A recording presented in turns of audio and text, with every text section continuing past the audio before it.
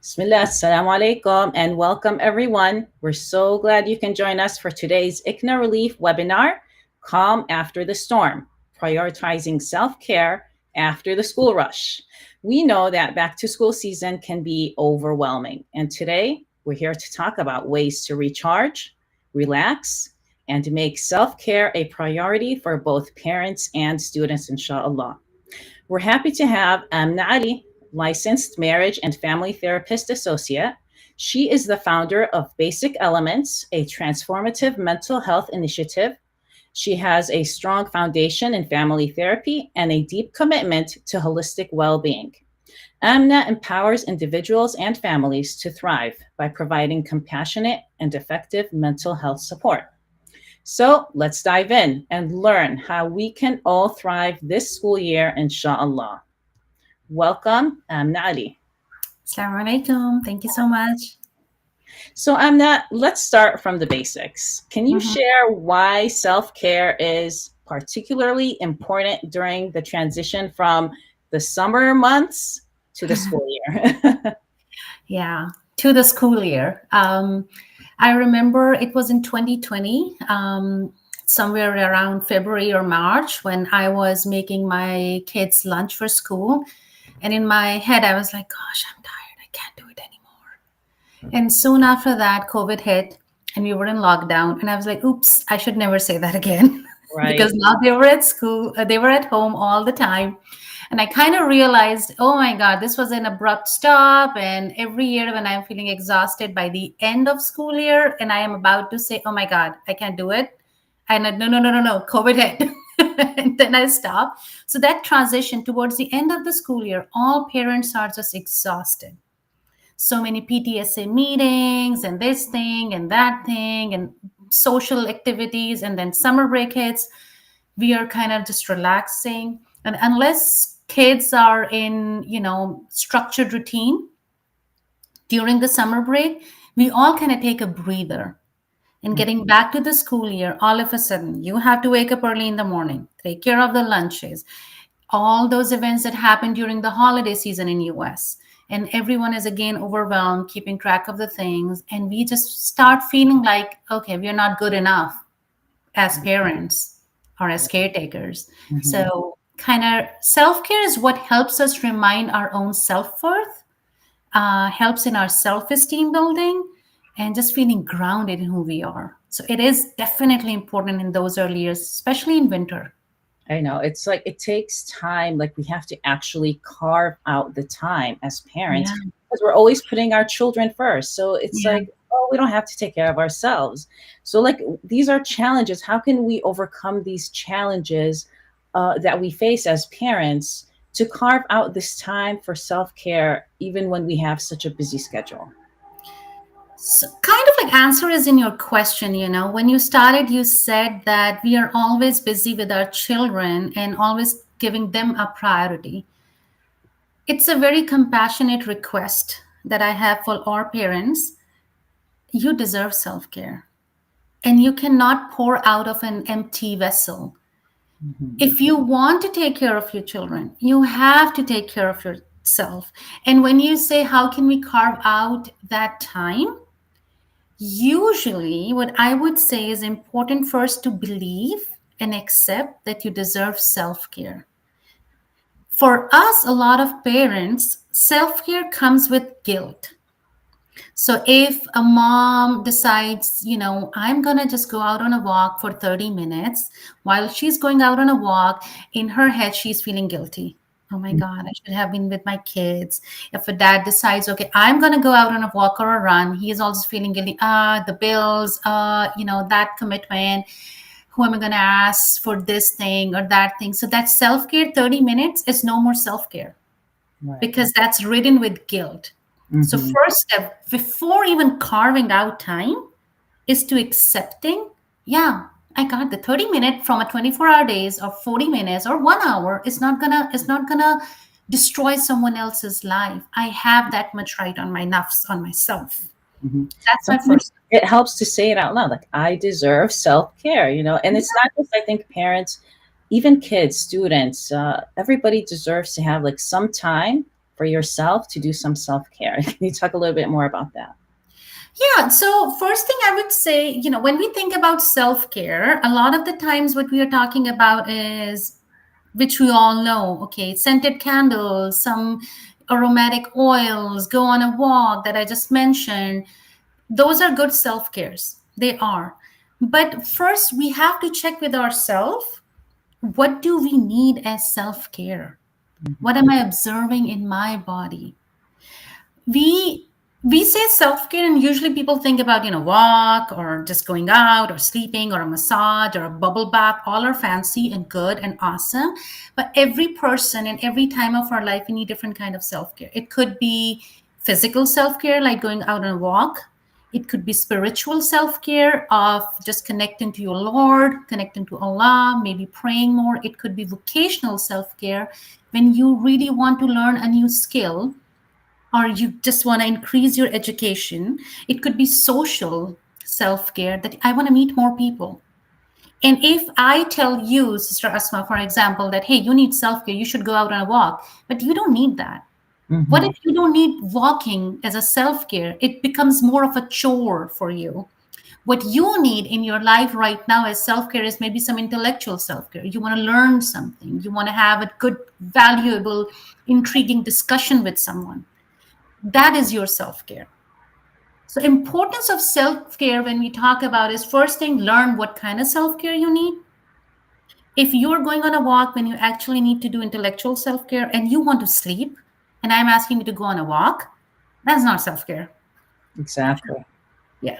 And then when you get that, while accepting I deserve this, when you are going back to your children, now when you get an email from PTSA, when you get a call from your child's teacher that, this week we are doing this celebration and someone needs to volunteer for apple cider or marshmallows, and you're like, oh my god, I need to buy halal marshmallows, so I need to go and get some halal marshmallows. So you will have that energy without feeling like, one more thing. Hmm. Yeah. So that, for you to be available to your spouses, to your family, and to your friends and your children, first you need to say, what do I need to be able to give that? Does I it love make sense? that. Yeah, that makes perfect sense because, like you said, sometimes we think it's self care. There's just one category. Pick from this category and move on. It's like, what if I already do that? What if I already work out? What if I already, have a social life?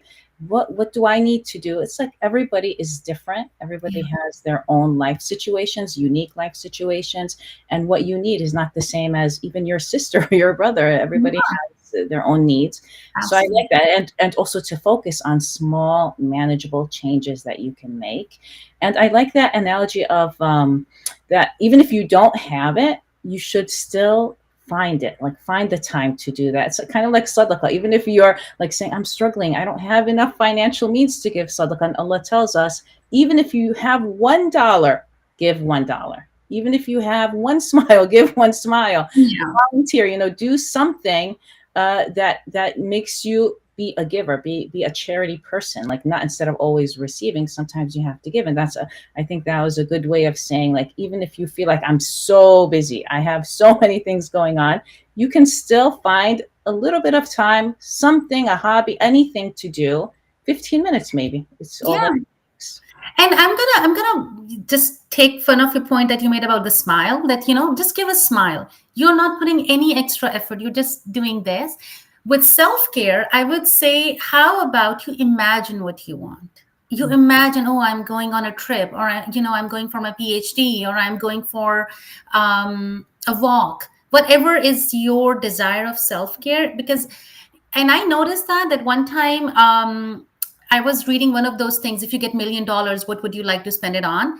And I felt that while imagining that, a part of my brain was already feeling good. I don't have those $1 million, but just having that freedom of thinking that I can do this with those $1 million was giving me some kind of energy boost. So Right, when you don't have time, and sometimes we don't have time, right. just imagine what life would be like. And a lot of that imaginations just kind of increase your endorphins, your happy hormones in you. So just Hmm. imagine that sometimes. Yeah, well, I'm getting like you're trying to get to maybe like the mindfulness of be mindful. Even if you have 5 minutes, use that 5 minutes mindfully, So can Yeah. you talk more about maybe what you've seen with your clients or something, that what role does mindfulness play in managing school related stress, for parents and for students, for our Right. children? Right. So I would first say there are two things. Just we usually talk about a lot about mindfulness. And a lot of people just use it and they're like, what is mindfulness? As you just asked. There are two things, mindfulness and mindlessness. Hmm. And we need both. Mindfulness are when you're bringing in your awareness, when you're bringing in where am I, who am I, what am I feeling, what are my senses telling me, and all your senses, what are they telling you? Do I need to lay down? Do I need to sit? Do I need a glass of water? Do I need to just go away from people? Right. And then mindlessness is when you're just like, just leave the reins of your horses. And we need that sometimes too, when we are not just guiding our thinking. And I would like to talk about both and benefits of both, if that's okay. Of course, go ahead. Okay. So, mindfulness, a lot of the times when you're in the midst of some storm and you're just feeling like, I'm losing it, it's not helping me, I'm just gonna just crash. And it was happening to me a couple of days ago with Mm. a lot of those school, I have 3 kids, alhamdulillah, and a lot of things were happening. And what Yes. I needed, my body was telling me, oh my God. So what I needed was, I just put my feet on the ground and I was just telling me, okay, my feet are on the ground, my feet are on the ground. And how do I need to breathe? I need to expand my chest in all directions, up and down, sideways, front and back, to get that deep breath and tell my brain I am safe. And yes, I have 5 commitments, but I will be able to do it. But right now, in this moment, like 12 p.m., I am in this room, my feet are safe. Okay, the sofa I'm sitting on, it's leather sofa. This fabric of my hijab, it's rough. This is Mm. what I'm feeling. So what I'm doing is, all that overwhelm, I'm bringing it in the room, myself in the room, and disconnecting with that. I'm bringing myself to present and reminding myself, in this moment I am safe and I am okay. And I'm sometimes, what you can do is think about 4 or 5 things in your environment, like, okay, 5 sounds. What are the 5 sounds that I'm hearing in this room? Mhm. What are the 5 textures I am feeling? That mindfulness bring us in the room. Um, and when I was doing my trauma training a couple of years ago, there was one time you were talking about this mindfulness after trauma and in trauma training. And I was like, oh my God, that's our salah. Like, Mhm. that's the mindfulness. Right. We bring our time. When we say Allahu Akbar, we are actually saying that God is greater than whatever is bothering us. And we Everything. bring ourselves to this room. This is like integrated in our deen. 5 times a day, you disconnect with all the turmoil around and you focus. You bring your mindfulness in the present moment. So that's mindfulness. Mhm. Mindlessness that we often need as well, especially as parents, because so many times we're just answering the questions about why, how, when, what. Yeah. And "No, I want the pink plate. Why did you give me a yellow plate?" And it's just like too much sometimes, right? Mhm. After the storm is over, sometimes we need a mindlessness. It could literally be just scrolling on your phone on the reels, not thinking about anything for 15, 20 minutes, just looking out of the window and saying, oh my God, why are these trees waving? Oh my God, this leaf, this glass, and you're not putting any effort. Mhm. Like, mindlessness also just kind of relax your body, because you cannot do mindlessness unless you're feeling safe. Right. Makes So we sense. need that too. Kind of like some quiet time, some time to just sit and let your thoughts just relax, settle down, and so that you're able to open the door, go out, and deal with the situations that are going on. Yeah. I think of it that, like, domestic flight, when you don't have TVs as well and you're just sitting watching the next chair and then you're sitting there for hours. True. Kind of like that. Yeah. So now let's shift the discussion a little to more focus on our children. Like, what are some warning signs that us parents we can look out for in children that maybe they're telling us, not in words, but in their actions, that they need some extra support emotionally or mentally? Great question. That's where my passion lies. If your child is snapping a lot, if your child is whining a lot, Mm-hmm. but we think they are misbehaving, they're not misbehaving. They are communicating. They're telling us something isn't working for them, either at school or at home. And every school year, when they move to a new class, now there's a new teacher, some new classmates, maybe where they're sitting, they're not getting the great visual of the board. Maybe the person next to them is either very quiet or very talkative, not matching their energy. They are maybe rocking a lot, which is like dysregulating them. Could be anything. But Mm-hmm. something is not working for them. And that is why they're either snappy or arguing a lot. They are rejecting a few things that they were not rejecting. So those are some of the signs. If you see a change, if you see a change, that means that probably something isn't working for them and they need extra support. One way which I find very effective with children is sit with them, don't ask questions, don't give suggestions, just be there with them. If your child likes to be held, if your child likes to be, running your fingers in their hair or something, do that. If they don't, just sit with them. Tell them you are a safe person next to them. And many times, after 4, 5, 10 minutes, they will give you a statement that can give you a hint that something isn't working. Mm-hmm. You, I would say, do not follow up with a question. Follow up with a reflection. Like if your child comes in and says, I hate school. And Mm-hmm. if you say, what's going on in school? Instead of that, you say, school seems really hard nowadays. It sucks. So, what your child is hearing, my parent understands, is validating me and is open to a discussion without asking questions. Because when you say, what's going on? It can be perceived both ways. They want to help me, or maybe they're going to go and talk to the teacher. Oh my God, I don't want them to talk to the teacher. Right. So Like, am I just in trouble? Did I do something? Yeah. What's simply, going on? Okay, shut down. Yes. yeah, That's exactly. Yeah, right. yeah, yeah. So I'm Um, hearing like to be proactive, like as parents, of course, and sometimes our intention, of course, is always to be proactive and taking care of our children. But maybe sometimes we forget and say, okay, if they're quiet and they're good, I don't have to do anything. But you're saying we should be proactive and listen to those cues that are not always verbal and try to understand and try to get that verbal out of them as much as possible. I will borrow again, when you're doing this, yes, take care of your children, but not on the cost of your own well-being. At a point when you're just so depleted that when they are making a call for help, you're not even able to listen to that because you have already depleted yourself by being that proactive. Be proactive. When you Mhm. see something off, a golden rule of thumb I will give is every week, just once a week. Just spend 30 minutes with your child, just sitting next to them, one on one. If you have, like, alhamdulillah, again, I have 3 kids. I try, if not every week, every other week, I just spend 30 minutes or so with one of them, just sitting there.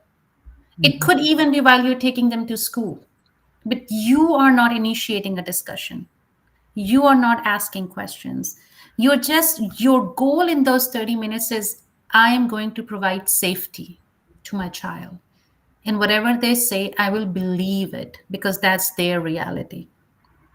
Mhm. And once, for example, you have dropped into school, now you are on your way back home. Those 30 minutes are your 30 minutes. You want to read to a podcast, listen to a podcast, you want to do some dhikr, you want to just observe the trees, you want to just get a coffee, whatever you want to do. That's your 30 minutes. Mhm. Just made a random number of 30 minutes. Maybe school is 10 minutes away from your school. Right, right, yeah.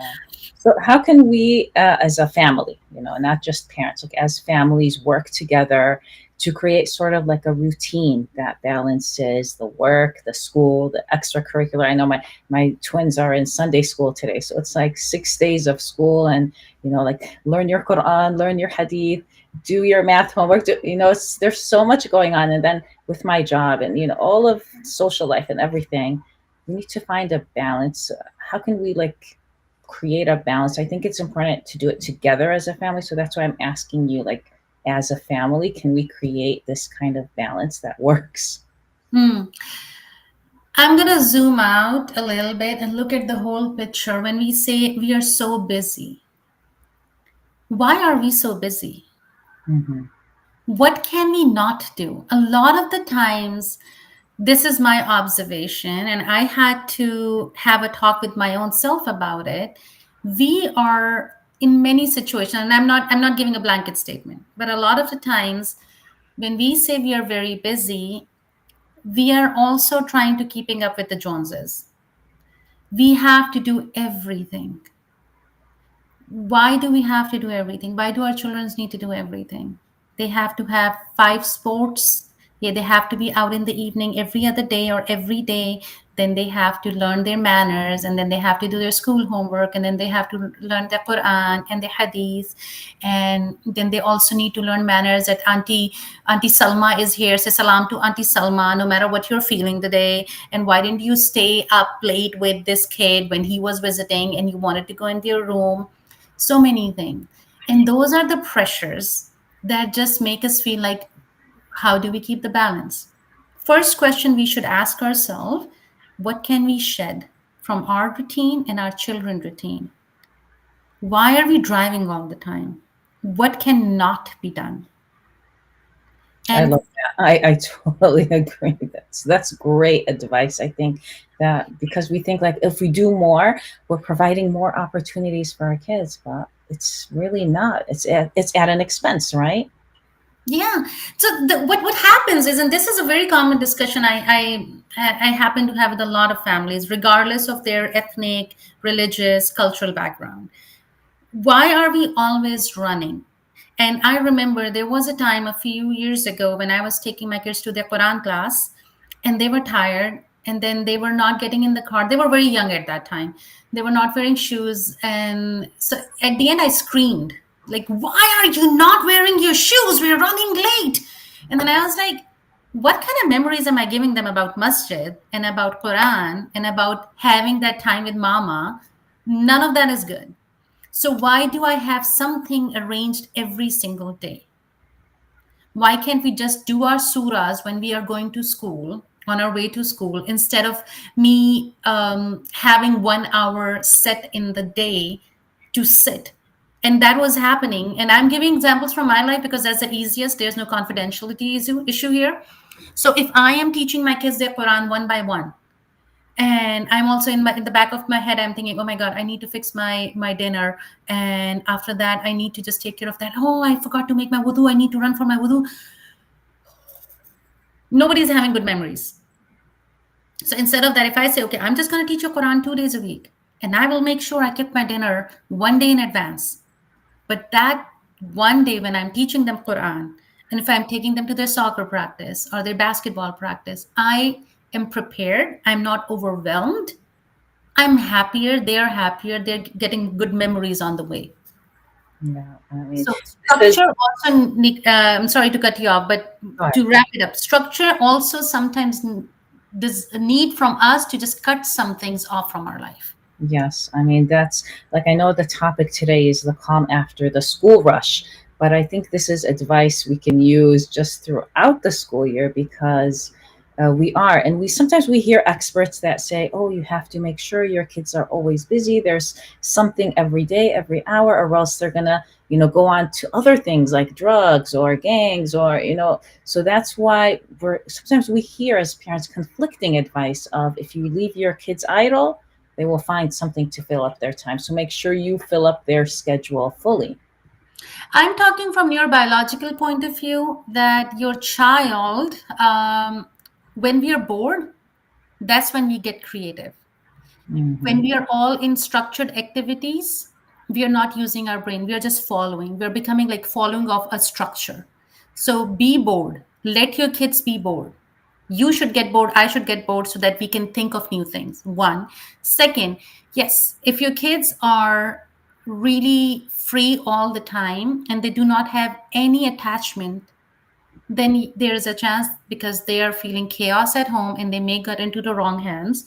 Hmm. But attachment is the core. Research also shows, studies show that kids, they are going to react, they are going to separate themselves from you in their teenage years because they're finding their new identity. But if their attachment with their parents is strong, they will come back. Hmm.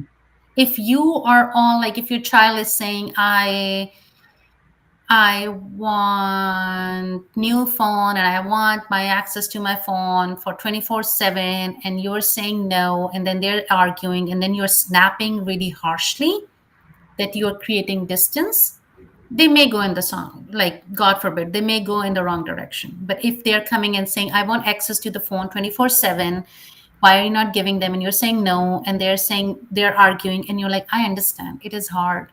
All so many of your friends have that, and it just bugs you.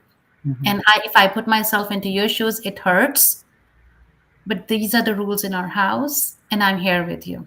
Right. Validating their feelings, validating their emotions, what they're going through, especially when they're comparing with other kids, like, oh, so and so has this and they do this and they go on here, vacation here and there.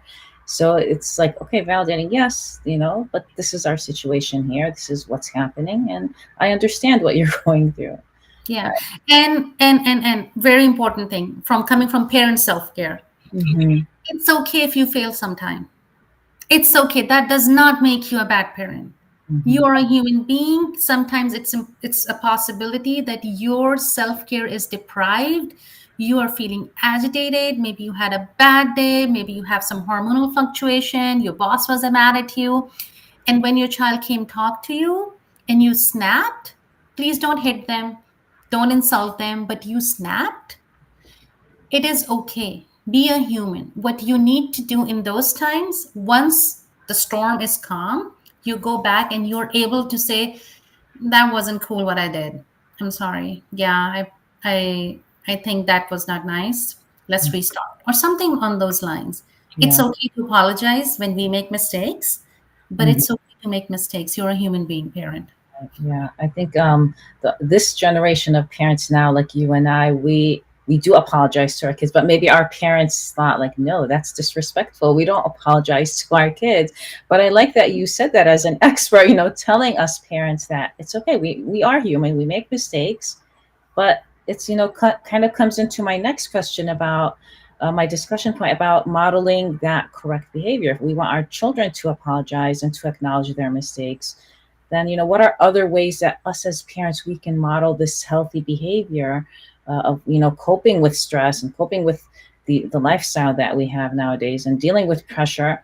How can we more examples of modeling that good behavior for our children? Sure. Sure. One thing I would definitely want to add about your first point about, we are always like, how can we apologize was our teaching.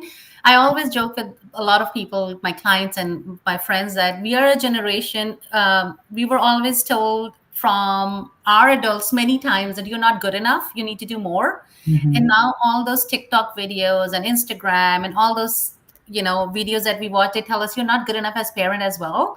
You suck in this role as well. So everyone is telling us you're not good enough at all at anything, not being a child, not being an adult, but that's not true. We are doing our best. Our parents did their best, what they knew, and our kids are trying to be their best. Some of the ways of modeling that is saying, yeah, I'm not perfect at everything. I'm trying to learn. I never saw you at this age, even yesterday you were not this age, you didn't have these emotions, so I'm learning with you. I did Mm-hmm. not get a manual for you, so I'm just exploring with you how to parent. Be open to their suggestions and modeling self-care. It's too overwhelming, I need to take a break. Mm-hmm. I'll talk to you in 10 minutes. And yeah, I think I still need more time, maybe 10 more minutes. I am exhausted, I need to sleep early tonight. verbalizing your needs, it also tells them that they can verbalize their needs. You do not have to obey your children because you definitely, as a parent, know more. So if your child is asking for something that is not good for them, validate, give affirmation, and then say, no, no, Mm-hmm. this is the reason. We cannot do it. Give them logic and reason. And if they cannot understand your logic, they're not that age, it's okay to say, I do not have words right now how to explain it to you. I'll think about it to find the best words. I am not able to find words. Not that you are stupid, you cannot understand it. I am trying to find best words for you. Mm-hmm. And just leaving the situation, regulating your emotions, prioritizing self care so that your children know their self care is important, and apologizing after you snap because we all are going to snap, and coming around and telling them they are special and so am I. You Mm-hmm. are special and I am special. That's Right. very. Yeah, yeah. Sometimes my kids, my younger ones, will say, "Well, you didn't do this for the older person," and I'll say, "Yeah, well, that was years ago. Today, I know better, so I'm going to be better for you as a parent, because, like you said, like we're not the same as we were even yesterday. So that's like the same thing for them. Are you the same as you were in kindergarten, or did you learn, and are you better now?" So I like that. I'm trying to see what do I do already, what can I learn from you. Mashallah, alhamdulillah, you have so much great advice. Is there any difference between parenting and doing these self-care between like younger children and teenagers, or would you say the advice is pretty much the same? Nothing is a blanket statement. At the end of the day, you have to see your child, but younger, in a way, teenage brain is restructuring. Teenage brain is, again, that their cortex is still, the thinking brain is not developed, and it's literally restructuring to become an adult. And in many ways, teenagers just are like your toddlers. Mm-hmm. And yeah, in so many ways, their reactions just, for the young kid, you would see that, oh my God, I didn't get the pink glass, and they have a meltdown. Teenage, if they were going to a party and at the last minute you couldn't, they will have a meltdown as well. Just validate. They're just bigger bodies in a way. Just validating them and learning how to take a break. Even with young kids, if you are getting overwhelmed, this is very important actually for mothers, I would say, who are like primary caretaker in many situations, but for dads who are primary caretaker as well. If your child is having a meltdown and you have it to the brim, you're done, and you feel that I am so full of exhaustion right now that I might make a choice that is not wise, it is okay to leave your child in a safe place. Let it be a crib, on the floor somewhere where there are no sockets or anything, and just leave the room for 5, 10, 15 minutes. Mm-hmm. Regulate yourself. They're crying, yes, and they might be having some really big emotions in those 13 minutes. But if you are about to make a really wrong choice in those 15 minutes, like hitting or throwing or shaking, just leave the room. Mm-hmm. So, And in your experience, what are the signs of burnout that we should recognize before we reach, that dangerous level? What are like certain signs that we can look out for? most of the time, by the time we realize that we are in a burnout, we are already burnt out. Just so, what are the signs? Just feeling edgy a lot. I would say, I don't know, like all the signs. Honestly, this is a very good question. It made me think. Just feeling edgy, worthless, worthless. I see a lot of worthlessness and anxiety about future. When people are in burnout, they're feeling a lot of anxiety about their future and their worthlessness, and like nobody's recognizing what I'm doing. Mm-hmm. Um, so yeah, I would say just, yeah, including incorporating self-care. And again, I'm going to go back to the same point. You have to observe yourself when you're feeling that worthless, that anxiety, that overwhelm. Look, just kind of scan your body. What am I observing? What am I feeling? Where am I feeling it in my body? Just be tender to yourself. Like for me, when I'm just feeling really overwhelmed, I just feel a lot of tightness in my chest. So when I recognize it, just I was mentioning, I took some deep breaths. Mm-hmm. If you are someone who's feeling jittery legs, just have jittery legs, just jitter them big time. Mm-hmm.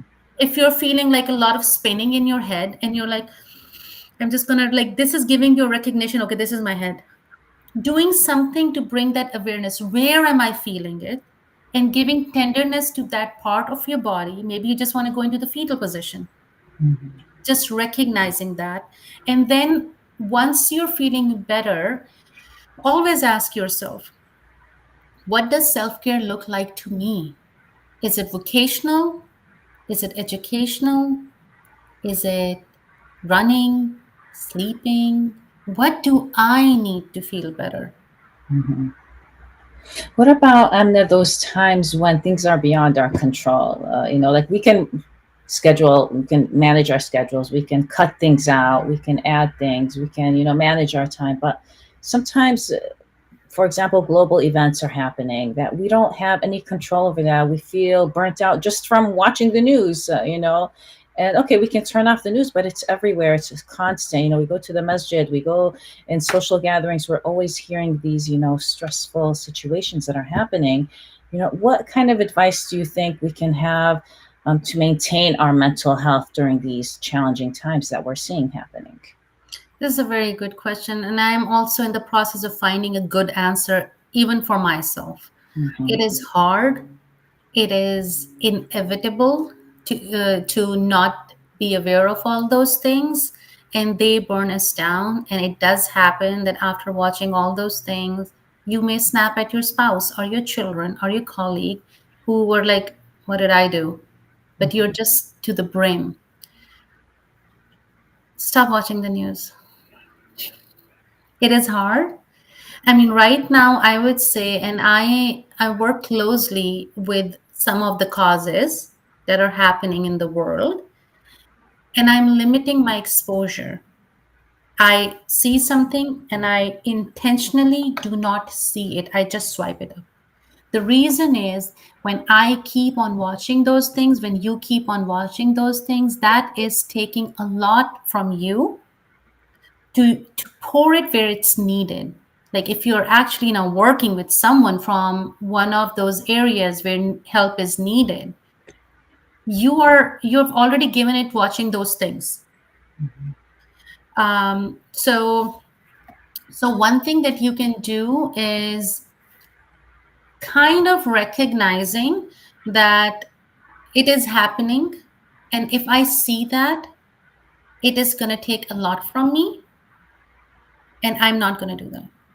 So I'm not going to do that, because then I'm using this is like vicarious trauma, or secondhand trauma. When I am looking at those videos, which are sadly from so many areas of the world right now, and I do see a comment about one of the areas in the world, and that's why I'm not taking any name of any places. Any cause that disturbs you, and if you keep on seeing that and it takes away from you, that your mind thinks of that as a trauma you're experiencing. Mm-hmm. And when you're in trauma, you cannot think from your straight brain. So it is literally like building your resilience, is by not pouring your energy in the areas where it's taking, and not having you that. Let me rephrase myself. So if you're watching those videos, if you're reading a lot of news, if you're reading a lot of political discussions where nobody is actually listening to you, nobody's giving any importance to your point of view, you have given so much of your compassion to those things that when someone comes directly to you for help, you don't have anything left. Even if it's your spouse or your child who is asking for water, you have given your compassion there. Mm-hmm. So one thing is, do not watch those things. Second thing is connecting. If you are a person of faith, if I don't know if other than our Muslim belief people watch it, whatever your belief is, and if you're a believer in Allah, ask Allah for help, and ask for like whatever you desire for the community, help and guidance. Research shows that people who are spiritually connected to any kind of higher being, their resilience is better. And a long time ago, I did a research on people of Palestine, and their resilience factor. And their resilience factor is high. And research shows their resilience factor is high because of the community. Hmm. They connect with the community because when you share the pain, it just kind of divides among people. So their resilient factor was high. And that was very valuable for us. Living here in US, a lot of us are in very nuclear family systems. Many of us do not have families. Talk about these things with like-minded people so that you share your pain, you build your resilience. Do not just watch those videos alone all the time. What are you doing with that? What am I doing with that? I'm watching it, I'm feeling sad, I'm crying. Next swipe, the algorithm told my social media, oh, she likes it. Watch it more. And then I'm watching it again, and then I'm watching it again. And alone, not talking to anyone. What am I doing to myself? Hmm. Oh my God, I talked a lot. No, I agree. I agree. It's, it's, we can't ignore, even here in the US in Houston right now, our ICNA Relief disaster response team is on the ground, and people, our fellow neighbors are dying. And there's always something going on, whether it's here in the US, there's global things that are happening. And we can not watch the news, but that doesn't mean it's not happening. It's still happening. I think we still need to discuss these things with our children and make sure that we're giving them the correct information, or what's not just watching and internalizing that. And even sometimes some of our families here, they have special needs children. Is there any like special advice to give for our special needs families and what they can do during these times, and during especially like now, the summer, where the kids again were all at home, but then we don't want to forget about our special needs families, and if there's anything specific, that any advice that you would give to them. Absolutely. The statement, it's so true when we say that it takes a village to raise a child. Hmm. It definitely does. It's not meant for one person to do that. It's not meant for one set of parents to do that. Absolutely. And living here, again, I know a lot of the people that might be listening to this, they are in their nuclear family system in a way because they don't have a big support system. They might be immigrants or they might have moved to another state. Having community around you who understand is very important.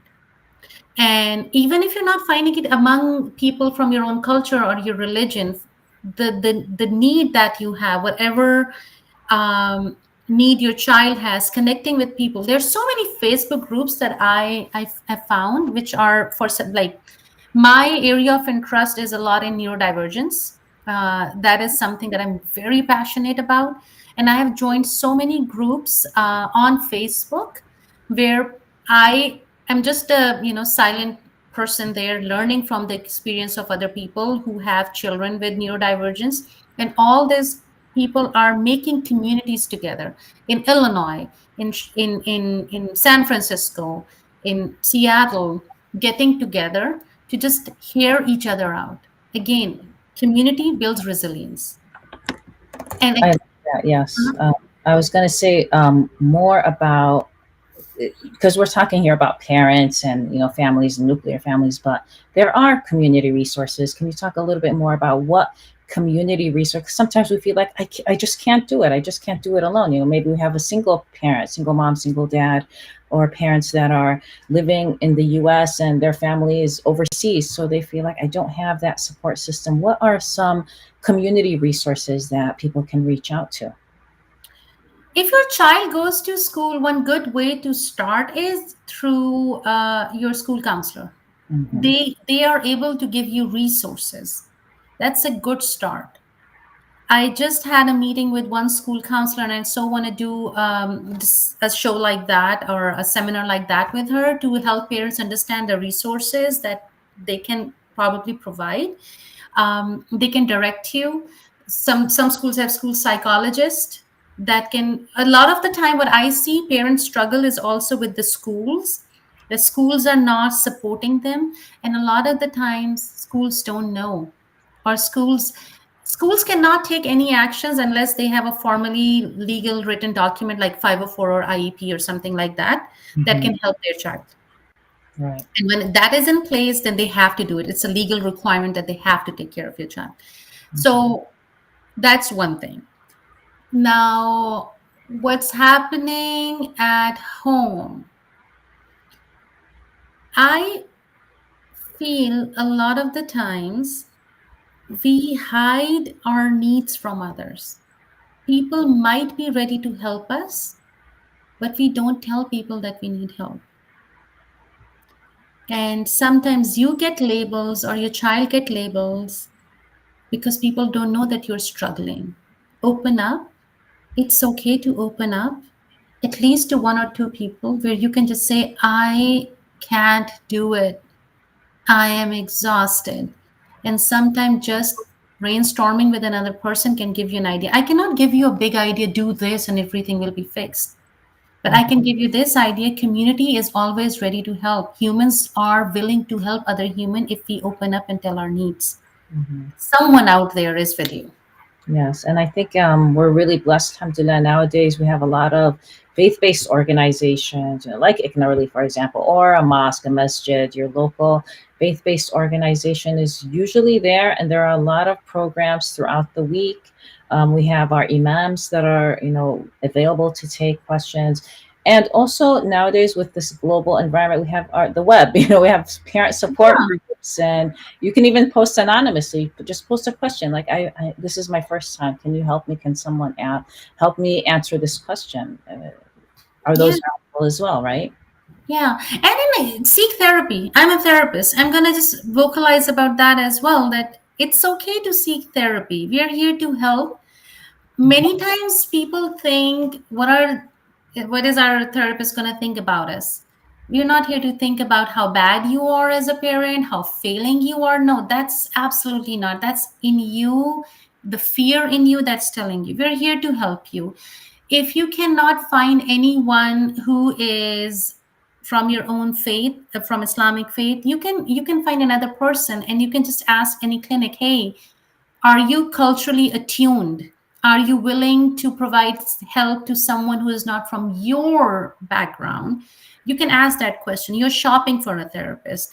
If you do not have resources, if you do not have insurance, and you cannot go see a therapist, community mental health do take a lot of Medicaid plans and Medicare plans. If I don't know how it works in every state, a lot of clinicians, when they are interns, they do not charge that much. And Mhm. then a lot of clinicians, we have some free of cost spots available on our caseload. A lot of clinicians.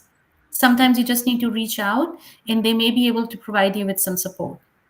Definitely. Yeah. Unfortunately, there is that stigma in our Muslim community that if you reach out for help, there's something wrong with you or wrong with your faith. So that's sometimes a hindrance for people to reach out. But it's definitely a benefit to get that self care through mental health counseling and advice.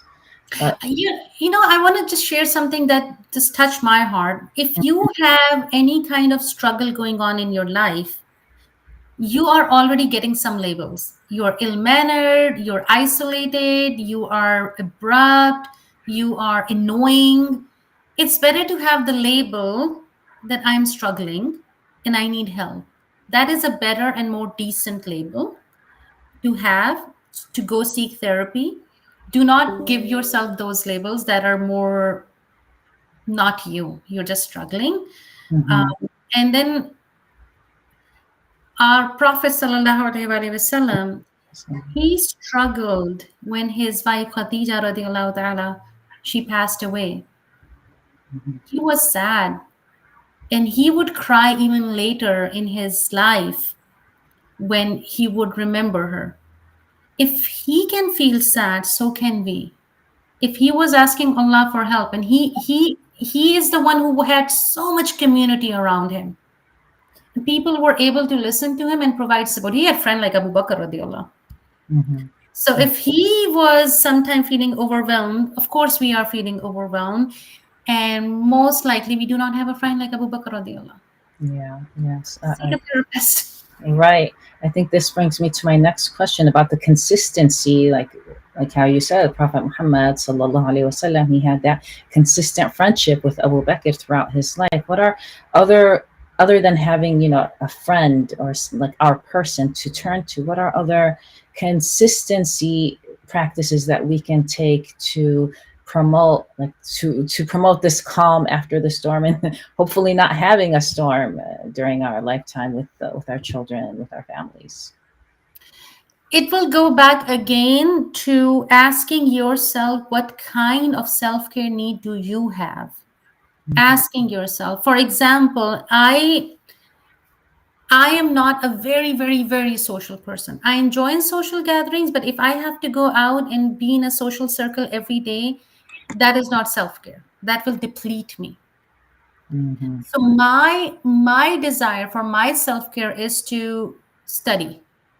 I need that intellectual stimulation. That is my self care, right? So I have to ask myself, what do I need? I wouldn't say that go out on a walk or go meet friends every day. It's up to you what you need. Mhm. You socialize with people because people are there to help you. I also want to acknowledge that living here again, I would believe from my experience that many, many, many people are either they're not in the same state they grew up or Mhm. they're not in the same country they grew up. Mhm. And a lot of the time, it is difficult to find friendships because when you are having hard time with your school friend, you have common enemies, your teachers. You have common struggles because your parents and her parents or his parents are not allowing you to go somewhere. So you have common agendas. When we are grown up, sometimes it's difficult to find friendships because no, we don't have any common enemies and we cannot talk about our family life to everyone. But just exploring, a lot of the time, you as much as you are trying to connect to someone, the next person is too. Mhm. Sometimes it's all about finding your people. Do not make huge circles if that's not your thing, but find one or two people. Mhm. Yeah. So it's like focus on what's doable, what's practical for your life situation, and make it consistent. Like incorporate it into your routine so that it doesn't feel like an added burden, like something more that I have to Yeah. do. Yeah. And also remembering self-care does not look same for everyone. And what self-care looks like for you today may not look like the same tomorrow. So if you're not able to do it, do not shame yourself. Again, when I say you deserve self care, if you're not able to do it and you start shaming yourself, you're actually depleting yourself more. Mhm. You're not giving self care, you're giving self shame. Mhm. You don't deserve that. Right. Yeah. Yeah. That's important to remember. Even like for kids, they don't really understand this concept too much of self care because their world is small still. Like I'm already taking care of myself. So, do you think there's a difference, a big difference between self care for adults and kids? Do we have to remind our children to do self care, or or is that something that they're already doing? Children, it's childhood is beautiful. You are just happy in by default unless things are bothering you and there are some situation happening. Hmm. Um, Children in general, I believe they know what to do to self care. It's us who are asking them something more. Yes, sometimes kids just when they're watching TV, they want to watch a lot of TV. A good part of their self care from us is giving them our expectations in advance so that it doesn't come as a shock. Hmm. Um, Reducing their activities. I wish I can just ingrain it in every situation of life. Our kids are way too busy than they deserve to be. Hmm. Let them Way be too children, busy. right? Let them live as children. They're going to Yes. be adults soon enough. They're going to have all of these responsibilities and duties that they have to perform. So when they're, I agree. When they're children, let give them space Yeah. to be children, Yeah. right? And let them make small mistakes because when you were talking about resilience earlier, making mistakes is important. Hmm. Don't give them a knife when they're 2 years old. But sometimes those mistakes, if they chop something wrong, if they got a detention in school, that is also helping them build resilience. having those fights, those talk back, Mhm. is helping them be more resilient. So that is also something that is going to help them in future. Mm, mm. Thank you so much. Are there any closing thoughts you'd like to close up our hour? MashaAllah, alhamdulillah, we had a very good discussion. Anything you'd like to emphasize or give your closing thoughts with? It's just you deserve self care. Before you run out to find self care, help yourself believe you deserve self care. It is your God given right. Self care is important. And if you are not doing your self care, you are creating another generation that might not be able to do self care and prioritize that. But you deserve it. Mhm, Just by being a human, just by being a living being, you deserve it. It is not something extra that you're asking for, it is your God given right. mhm. Thank you so much. Really appreciate all of the advice of our wonderful guest speaker, Anna Ali. She shared a lot of valuable insights and practical strategies, alhamdulillah, on self care today. I appreciate during this busy school season, and hopefully we can use it throughout the entire school year. And to our amazing audience, thank you so much for being with us today. And hopefully this will stay on Facebook and more people can benefit from it. We hope that everyone is leaving with some new tools to support both yourselves and your families. Let's continue making self care a priority in our daily lives, as Ali has advised us. And we're so grateful that you are with us today and you're part of the ICNA Relief community. Just a reminder that ICNA Relief is a leading national nonprofit organization dedicated to serving our neighbors across the United States through compassionate social services. Our programs range from disaster relief, as we discussed earlier. We have our disaster relief team even today during this stressful and heartbreaking time in Houston and elsewhere for Hurricane Helene. We have our refugee resettlement, hunger prevention, health services, Muslim family services, which includes counseling for individuals and families, and of course, our Back to School program, which is also a nationwide initiative aimed at helping students and families start the school year and have a great school year with confidence, whether it's back to school supplies, backpacks, um, Empower Grant, or these webinars. Over the past 15 years, this program has served tens of thousands of families every year. And this year, actually, we distributed our 1 millionth backpack, mashallah, alhamdulillah. So thank you for joining us, and we hope to see you. You can also visit ICNARelief.org to learn more about our community services, sign up to volunteer, support, donate, and spread the word.